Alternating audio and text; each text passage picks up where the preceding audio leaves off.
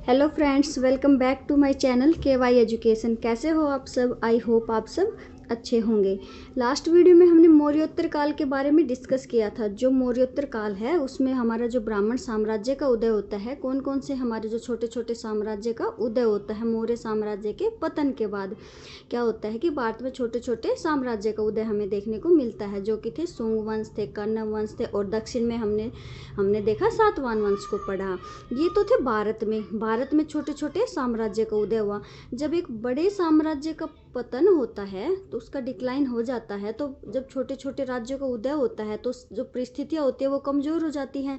उन परिस्थितियों के कमजोर होने के बाद क्या हो जाता है, जो बाहरी आक्रमणकारी होते हैं एक तरह से उनको आक्रमण करने का मौका मिल जाता है। यानी उनको क्या होता है, उनको क्या हुआ कि भारत में प्रवेश करने का मौका मिल गया बाहरी शक्तियों को।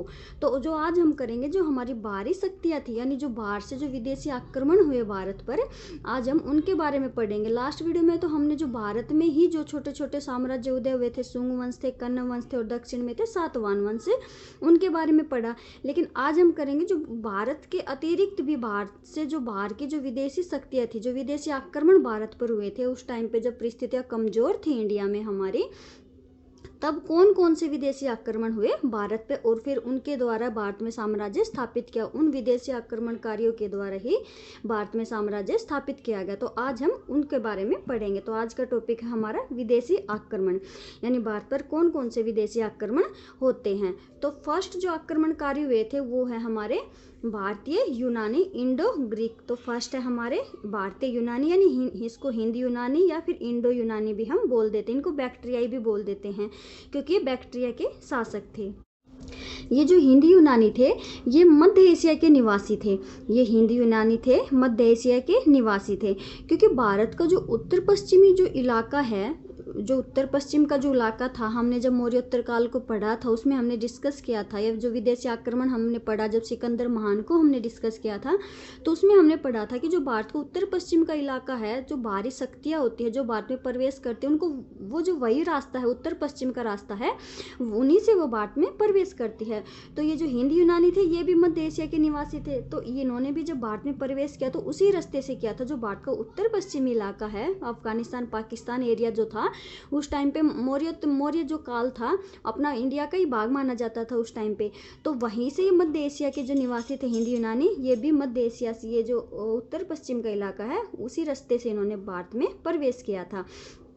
भारतीय सीमा में सर्वप्रथम प्रवेश करने का श्रेय डेमेट्रियस प्रथम को है।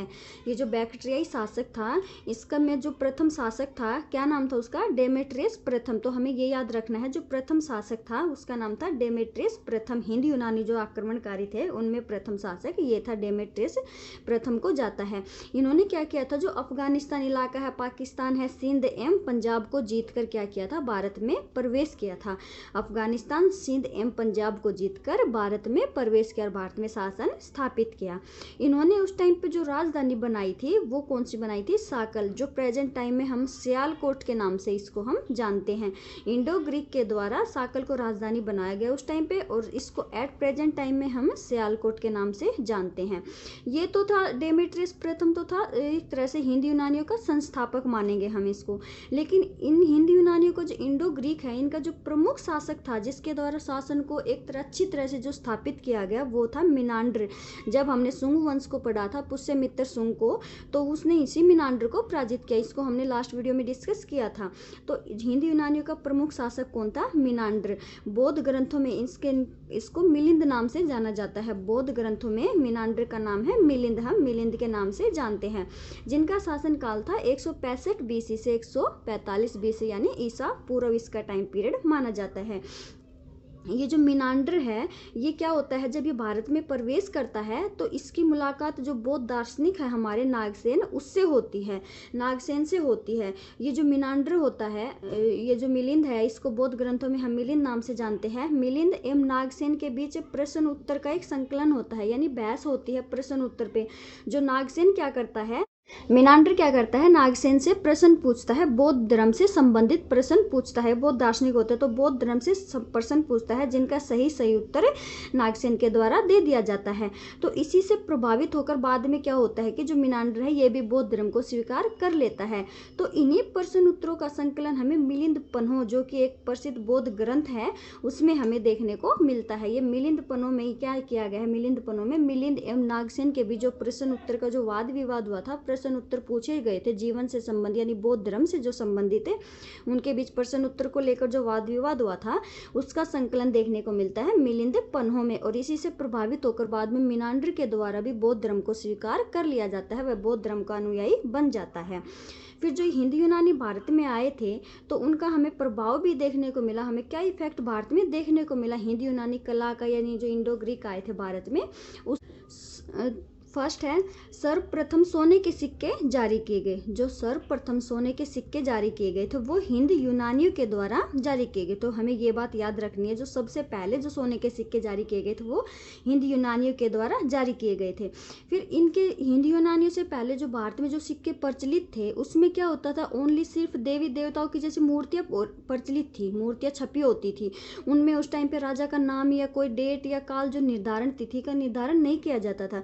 लेकिन हिंद यूनानी ने ऐसी कला का विकास किया, उन्होंने सिक्कों पर मूर्तियों के साथ साथ राजा का नाम और तिथि, डेट, काल का निर्धारण किया, और उसी कला का विकास हमें भारतीय कला में देखने को मिला। उसके बाद हिंद यूनानियों के बाद उससे क्या हुआ कि उस टाइम के जिस टाइम पे जो सिक्के प्रचलित किए जाते थे या वो छपे जाते थे उस टाइम पे, उससे हमें ये पता लगता था कि ये किस राजा के द्वारा छपाए गए हैं, किस राजा के द्वारा ये सिक्के प्रचलित किए गए हैं, और उस टाइम पे उनका पीरियड क्या रहा, टाइम पीरियड को मतलब किस टाइम पीरियड पे ये सिक्के प्रचलित किए गए। तो इनके द्वारा हमें भारतीय इतिहास को जानने में भी हमें आसानी हुई, हमें मदद मिली इंडो ग्रीक के द्वारा।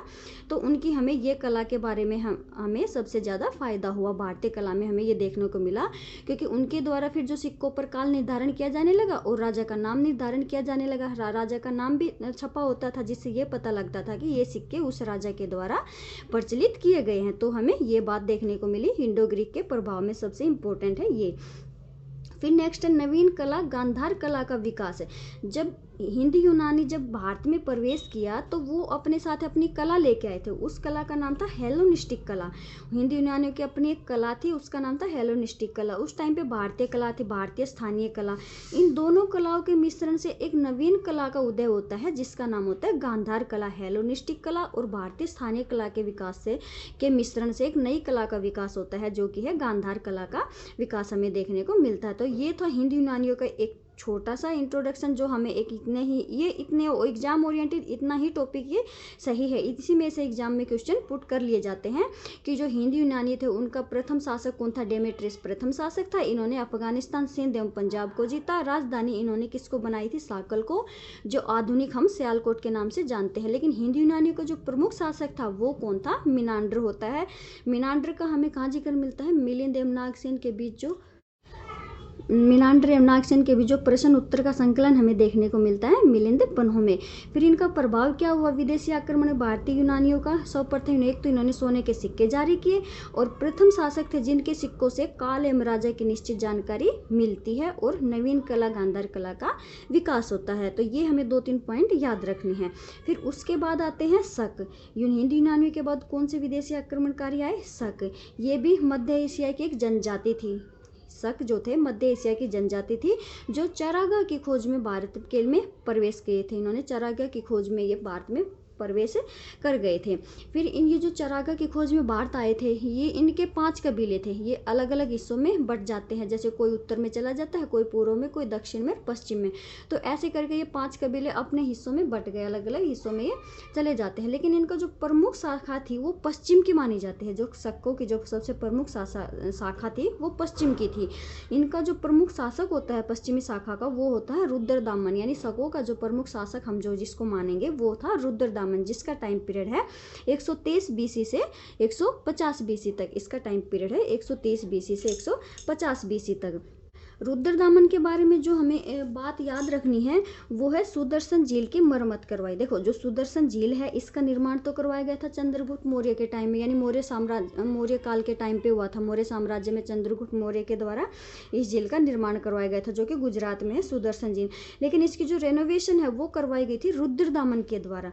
तो रुद्रदामन के बारे में हमें ये बात याद रखनी है।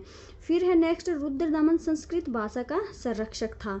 रुद्रदामन तो वो संस्कृत भाषा को मानता था, क्योंकि इसके द्वारा क्या किया था, जो संस्कृत भाषा में सबसे पहला और सबसे लंबा अभिलेख जूनागढ़ अभिलेख जारी किया गया। क्योंकि इससे पहले हमने पढ़ा, अशोक के को पढ़ा हमने अभिलेख, तब हमने पढ़ा था कि जो सबसे पहले जो अभिलेख जारी किए गए थे वो लिखे गए थे अभिलेख के द्वारा जारी किए गए थे। और वो कौन सी लिपि में थे, वो ब्राह्मी में थे, ख्रोष्टी लिपि में, अरमाइक यानी ग्रीक लिपि में थे वो। लेकिन जो संस्कृत भाषा के जो सबसे पहला अभिलेख जारी किया गया था वो रुद्रदामन के द्वारा जारी किया गया था, जो कि था जूनागढ़ अभिलेख। तो हमें ये बात याद रखनी है, जो जूनागढ़ अभिलेख था वो किस भाषा में हमें मिलता है, वो संस्कृत भाषा में मिलता है। और इस जूनागढ़ अभिलेख से हमें किसके बारे में पता चलता है, तो हमें इसके बारे में मौर्य साम्राज्य के बारे में जानकारी मिलती है। चंद्रगुप्त मौर्य और अशोक के बारे में हमें जूनागढ़ अभिलेख से पता चलता है। तो हमें ये बात याद रखनी है रुद्रदामन की, इसने सुदर्शन झील की मरम्मत करवाई थी और यह संस्कृत भाषा का यह संरक्षक था। और इसने सबसे संस्कृत का सबसे पहला और सबसे लंबा अभिलेख जारी किया, जो कि था जूनागढ़ अभिलेख। और इसमें हमें क्या पता चलता है, मौर्य साम्राज्य के बारे में पता चलता है। चंद्रगुप्त मौर्य और अशोक के बारे में हमें जूनागढ़ अभिलेख से पता चलता है। फिर शकों का जो शासन था वो मध्य प्रदेश और गुजरात तक था। फिर उस टाइम पे जो उज्जैन के एक स्थानीय राजा होते हैं उन्होंने शकों को पराजित किया। उज्जैन के एक स्थानीय राजा के द्वारा शकों को पराजित किया गया। तो इसी उपलक्ष्य में उज्जैन के स्थानीय राजा ने क्या किया कि उसने के द्वारा दो इंपॉर्टेंट कार्य किए गए। कौन कौन से कार्य किए गए, एक तो विक्रमादित्य की उपाधि ली गई, उस राजा के द्वारा विक्रमादित्य की उपाधि ली गई, जो बाद में चलकर भारत में एक प्रचलित उपाधि बन जाती है विक्रमादित्य की। जब हम पढ़ेंगे आगे चलकर तब हमें पता चलेगा जो विक्रमादित्य की उपाधि धारण की गई थी। तो उस राजा के द्वारा एक तो विक्रमादित्य की उपाधि ली गई, अपने आप को एक तरह से गौरवान्वित करने के लिए विजय के उपलक्ष्य में उन्होंने क्या किया गया था, विक्रमादित्य की उपाधि ली थी। और सेकंड क्या किया था, एक नया कैलेंडर चलाया था, विक्रम संवत। सभी ने पढ़ा होगा शक संवत और विक्रम संवत। तो एक नया कैलेंडर चलाया था विक्रम संवत, जो कि है 58 ईसा पूर्व, 58 BC 58 ईसा पूर्व में जारी किया गया था विक्रम संवत। अब देखो ईस्वी है, एक ईस्वी है, और ये विक्रम संवत कब चलाया गया था, 58 ईसा पूर्व। यानी हम ईस्वी में अगर 58 जोड़ देंगे तो वो हमारा विक्रम संवत का टाइम निकल जाएगा। तो ऐसे हम निकालते हैं शक संवत को और विक्रम संवत को। तो उज्जैन के राजा के द्वारा दो कार्य किए गए मोस्ट इंपोर्टेंट, कौन कौन से, एक तो विक्रमादित्य की उपाधि ली गई और एक नया कैलेंडर चलाया गया विक्रम संवत, जिसका टाइम पीरियड है 58 ईसा पूर्व। तो ये बात हमें याद रखनी है। फिर नेक्स्ट हमारे आते हैं शकों के बाद आते हैं हमारे हिंद पार्थियन या पहलव। इनको हम जानते हैं हिंद पार्थियन या पहलव। इनसे इतने ऑब्जेक्टिव नहीं बनते हैं, रेयर केस में ही इनसे जो क्वेश्चन है वो पूछे जाते हैं, हिंद पार्थियन से या पहलव से। इनके बारे में हमें 2 पॉइंट याद रखने हैं। इन्होंने जो भारत में प्रवेश करने के बाद राजधानी किसको बनाई, तक्षशिला, जो कि मौर्य टाइम में जो शिक्षा का प्रसिद्ध केंद्र था चाणक्य के टाइम में। तो ये हमें याद रखनी, इन्होंने राजधानी बनाई तक्षशिला क्षेत्र को। और इनका प्रमुख शासक था गोंदो फर्निस, इनका प्रमुख शासक था गोंदो फर्निस। और एक बात और हमें याद रखनी है, सेंट थॉमस एक ईसाई पादरी होता है, वो गोंदो फर्निस के टाइम पे भारत आता है, जिसके द्वारा ईसाई धर्म का जोर शोर से प्रचार किया गया, ईसाई धर्म को स्थापित किया गया। तो जो सेंट थॉमस होता है वो हिंद पार्थियन जो पहला शासक होता है गोंदो फर्निस, इनके टाइम पे ही भारत आता है। और इसके टाइम पे इन्होंने क्या किया, ईसाई धर्म का प्रचार प्रसार किया। तो इनके बारे में हमें सिर्फ बस ये 2-3 बातें ही याद रखनी हैं। फिर नेक्स्ट है या फिर जो लास्ट है हमारे वो है कुषाण। फिर नेक्स्ट है कुषाण। कुषाण के कौन थे, ये एक चीन की जाति थी, ये भी एक चीन की, ये थी चीन की एक जनजाति थी। ये क्या करते हैं, ये चीन से पहले मध्य एशिया की तरफ आते हैं और फिर मध्य एशिया उसी रास्ते से जहाँ से हिंद यूनानी आए थे, शक आए थे, उसी रास्ते से ही भारत में प्रवेश करते हैं। क्योंकि चीन से के रास्ते से अगर ये करते तो वहाँ से हमारा हिमालय पर्वत है, वहाँ से भारत में किसी को एंट्री नहीं यानी प्रवेश नहीं किया जा सकता। तो इन्होंने क्या किया कि इन्हें ये जब देखा कि मध्य एशिया से रास्ता है भारत में प्रवेश करने का, तो ये पहले तो चीन से आए मध्य एशिया और फिर इस रास्ते से जो उत्तर पश्चिमी भारत है, इसी रास्ते से इन्होंने क्या किया था, भारत में प्रवेश किया। तो ये जब कुषाण भारत में आए तो ये भी 5 कबीलों में भारत में आए थे। इनकी भी 5 शाखाएं थी, लेकिन इन 5 शाखाओं में जो सबसे प्रसिद्ध शाखा थी वो थी कुषाण, जो कि कहलाए थे कुषाण कहलाए थे। इनके बाद कुषाणों ने भारत में साम्राज्य स्थापित किया, अपना शासन चलाया, शासन को व्यवस्थित किया, प्रमुख शासक हुए कुषाणों के। तो अब हम इनके बारे में पढ़ेंगे। जो कुषाणों का जो पहला शासक था, प्रमुख शासक हम जिसको बोल देंगे, संस्थापक हम जिसको बोल देंगे, वो था कड़फिसस। हमें ये बात याद रखनी इसके बारे में। सिर्फ कुषाणों के प्रथम शासक या कुषाणों का संस्थापक कौन था, तो वो आएगा कड़फिसस से। फिर सेकंड शासक होता है विम कड़फिसस। फर्स्ट होता है कड़फिसस, सेकंड होता है विम कड़फिसस। इसके बारे में हमें ये बात याद रखनी है कि इसके द्वारा सोने के सिक्के चलाए गए, इसके द्वारा सोने के सिक्के चलाए गए विम कड़फिसस के द्वारा। और सेकंड बात, इसके बाद हमें यह याद रखनी है कि ये भारत में जब आया विम कड़फिसस तो इसने शैव धर्म को अपनाया। यह शैव मत का अनुयायी था, यानी शिव धर्म, यानी शिव की पूजा करता था, यानी शैव धर्म को अपनाया विम कड़फिसस ने। इसके समय भारत तथा रोम के व्यापारिक संबंध अत्यंत विकसित थे। इसके टाइम पे भारत और रोम के व्यापारिक संबंध होते थे, भारत और रोम के बीच में। फिर जो कुषाणों का जो प्रमुख सबसे प्रमुख शासक हम जिसको मानेंगे वो था कनिष्क था। कनिष्क का टाइम पीरियड था 78 ईस्वी, यानी 78 ईस्वी में इसका टाइम पीरियड था, कनिष्क था। इसके टाइम पे क्या हुआ था, दो हमें मोस्ट इंपॉर्टेंट जो बातें हैं वो याद रखनी है। शक संवत चलाए, कनिष्क जब राजा बनता है, जब शासक बनता है, तो इसके द्वारा शक संवत चलाया गया 78 ईस्वी में ही। जो हमारा राष्ट्रीय पंचांग आज है, राष्ट्रीय कैलेंडर जो माह चलता है, वो हमारा शक संवत इसी के अनुसार चलता है। यह शक संवत कब शुरू होता है, चैत्र मास से शुरू होता है और फाल्गुन इसका अंतिम महीना होता है। तो हमें ये बात याद रखनी, हमारा राष्ट्रीय पंचांग है, जो राष्ट्रीय कैलेंडर है, शक संवत किसके द्वारा चलाया गया था, कनिष्क के द्वारा। और जो विक्रम संवत चलाया गया था वो शकों को पराजित करने के उपलक्ष्य में उज्जैन के स्थानीय राजा के द्वारा चलाया गया। तो हमें ये बात याद रखनी है कि जो विक्रम संवत था वो शकों को हराने के बाद चलाया गया था विक्रम संवत, और कनिष्क के द्वारा चलाया गया था शक संवत। ये है 78 ईस्वी, यानी 1 ईस्वी के बाद, यानी 78 ईस्वी बाद, मतलब 78 साल बाद हुआ था। जो अब हमारी ईस्वी चल रही है, अगर उसमें से अगर हम 78 माइनस कर देंगे तो वो हमारा शक संवत निकल आएगा। और जो विक्रम संवत का टाइम पीरियड वो अभी बताया पीछे, विक्रम संवत है वो नेपाल, जो अभी जो नेपाल में प्रेजेंट टाइम में जो कैलेंडर चलता है वो विक्रम संवत के अकॉर्डिंग चलता है, और भारत में जो कैलेंडर हमारा चलता है वो चलता है शक संवत के अकॉर्डिंग। तो हमें ये बात याद रखनी है, शक संवत चलाया गया था कनिष्क के द्वारा। फिर सेकंड बात जो हमें याद रखनी है वो है चतुर्थ बौद्ध संगीति का आयोजन। जब हमने बौद्ध धर्म को पढ़ा तो आप सभी ने पढ़ा होगा, जो चतुर्थ बौद्ध संगीति का आयोजन है वो कनिष्क के टाइम में हुआ था, जिसकी अध्यक्षता किसके द्वारा की गई थी, वसुमित्र के द्वारा की गई थी। और जो चतुर्थ यानी जो चौथी बौद्ध संगीति है वो कहाँ आयोजित की गई थी, कुंडलवन कश्मीर में बौद्ध संगीति आयोजित की गई थी। तो हमें कनिष्क के बारे में ये 2 बातें याद रखनी है। फिर कनिष्क जब राजा बनता है तो वो राजधानी उस टाइम पे पुरुषपुर, यानी पाकिस्तान में पुरुषपुर या हम पेशावर भी बोल देते हैं, इसको बनाता है। लेकिन जब भारत में उसका शासन स्थापित हो जाता है तब वो राजधानी बनाता है मथुरा को, उसके बाद बना लेता है मथुरा को। फिर आता है नेक्स्ट पॉइंट है सबसे शुद्ध सोने के सिक्के कनिष्क के द्वारा चलाए गए। देखो हमें ये जो सोने के सिक्के, इसके बारे में हमें 3 पॉइंट है ये याद रखने हैं। हिंद यूनानियों के द्वारा क्या गए थे, सर्वप्रथम सोने के सिक्के चलाए गए थे, हिंद यूनानियों के द्वारा सर्वप्रथम सोने के सिक्के चलाए गए। फिर सबसे शुद्ध को सोने के सिक्के किसके द्वारा चलाए गए, कनिष्क के द्वारा चलाए गए। और सबसे ज़्यादा सोने के सिक्के किसके द्वारा चलाए गए, तो वो चलाए गए गुप्तों के द्वारा।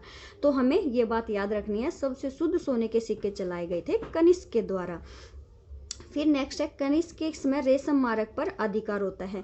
उस टाइम पे क्या होता है, चीन और मध्य एशिया के बीच व्यापारिक संबंध होता है, यानी रेशम का व्यापार किया जाता है। तो और जब भारत पर कनिष्क अधिकार कर लेता है, मध्य भारत पर उसका अधिकार हो जाता है, तो जो चीन से और जो मध्य एशिया के बीच में जो व्यापार होता है उस पर कनिष्क रेशम का व्यापार होता है, उस पर अधिकार कर लेता है, यानी उस पर टैक्स लगा देता है, और उस टैक्स से क्या होता है, अच्छी खासी रकम अदा कर लेता है। तो उस टाइम पे जो कनिष्क के समय पर क्या होता है, रेशम मार्ग पर अधिकार होता है। जो रेशम मार्ग, ये क्वेश्चन भी आ जाएगा, जो रेशम मार्ग होता है कनिष्क के टाइम पे कहाँ से कहाँ तक होता है, तो चीन से मध्य एशिया के बीच होता है हमारा रेशम व्यापार होता है, जिस पर कनिष्क क्या लगाता है, अच्छा खासा टैक्स लगाकर अच्छी खासी रकम अदा कर लेता है। तो ये बात हमें याद रखनी है। कनिष्क फिर क्या करता है, बौद्ध धर्म को स्वीकार करता है, कनिष्क के द्वारा किया बौद्ध धर्म को स्वीकार किया जाता है। फिर नेक्स्ट पॉइंट है गांधार एवं मथुरा कला का विकास। हमें अभी हमने पीछे पढ़ा गांधार कला एक नवीन कला का किससे कैसे जन्म होता है गांधार कला का। जो हिंद यूनानी कला थी उनकी कला थी हेलेनिस्टिक कला, और भारतीय जो स्थानीय कला थी उनके मिश्रण से जन्म होता है गांधार कला का। तो ये हमारे उत्तर पश्चिम भाग में यानी बौद्ध धर्म से संबंधित है। हम गांधार कला को किससे रिलेटेड मानते हैं, हम बौद्ध धर्म से रिलेटेड मानते हैं। एवं मथुरा कला, ये मथुरा कला क्या है, ये पूर्णतः भारतीय कला है, पूर्णतः स्थानीय कला है। ये है हमारी मथुरा कला। जो गांधार कला है इसमें तो हमें इंडो ग्रीक हिंद यूनानियों का मिश्रण मिलता है, लेकिन मथुरा कला क्या है, ये हमारी भारतीय पूर्णतः स्थानीय कला है। इसका हमें विकास देखने को मिलता है। गांधार कला को तो हम बौद्ध धर्म से रिलेटेड मानते हैं और मथुरा कला को हम जैन धर्म से रिलेटेड मानते हैं। तो कनिष्क के द्वारा हमें इन दोनों कलाओं का विकास हमें कनिष्क के टाइम में हमें देखने को मिलता है, गांधार एवं मथुरा कला का। और कनिष्क के बारे में जो इम्पोर्टेंट बातें हैं वो हमें ये याद रखने की, कनिष्क के दरबार में जो बौद्ध दार्शनिक रहते थे हमें उनके बारे में ये दो तीन पॉइंट हमें ये याद रखने। बौद्ध दार्शनिक जो रहते थे कनिष्क के दरबार में कौन कौन से रहते थे, हमें ये बात याद रखनी है। फर्स्ट है अश्वघोष, जिसके द्वारा बुद्ध चरित यानी बौद्धों का रामायण हम जिसको बोलते हैं उसकी रचना की गई थी। अश्वघोष के द्वारा बुद्ध चरित की रचना की गई थी। यह कनिष्क के दरबार में ही रहते थे। फिर है सेकंड है चरक। चरक के द्वारा किसकी रचना की गई थी, चरक संहिता की। जो चिकित्सा का जनक हम जिसको मानेंगे, चिकित्सा क्षेत्र का जिसका जनक मानेंगे वो है चरक, हम मानते हैं। और चरक के द्वारा किसकी रचना की गई, चरक संहिता की रचना की गई। फिर लास्ट है नागार्जुन। नागार्जुन को हम भारत का आइंस्टीन भी बोलते हैं, ये सभी को पता होगा। भारत का आइंस्टीन, ये क्वेश्चन बहुत बार भी पूछ लिया जाता है एग्जाम में, 1 नंबर में आ जाता है कि भारत का आइंस्टीन किसको कहा जाता है, तो वो है नागार्जुन। नागार्जुन के बारे में वैसे सभी जानते होंगे कि शून्यवाद का सिद्धांत दिया था, शून्यवाद या सापेक्षतावाद हम जिसको बोलते हैं, तो उसका सिद्धांत दिया गया था नागार्जुन के द्वारा। ये रहते थे कनिष्क के दरबार में, ये कनिष्क के समकालीन थे। चरक जो चरक थे ये कनिष्क के समकालीन ही थे। नागार्जुन के द्वारा क्या गया था, शून्यवाद का सिद्धांत दिया गया था, शून्यवाद या सापेक्षतावाद हम जिसको बोल देते थे। तो ये तो हमारा कुषाणों का टॉपिक जी। कुषाण के बारे में हमें देखो ये बात याद रखनी है, जो प्रथम शासक था, प्रमुख शासक संस्थापक हम बोलेंगे वो था कड़फिसस। उसके बाद आता है विम कड़फिसस। विम कड़फिसस के द्वारा क्या किए, सोने के सिक्के चलाए गए, और जो वो था वो शैव धर्म को मानता था, शिव की पूजा करता था। लेकिन जो प्रमुख शासक होता है जो कुषाणों का, वो होता है कनिष्क होता है। कनिष्क के द्वारा शक संवत चलाया गया। राष्ट्रीय जो हमारा पंचांग है, कैलेंडर है, शक संवत, वो कनिष्क के द्वारा चलाया गया। और जो चतुर्थ बौद्ध संगति है उसका आयोजन।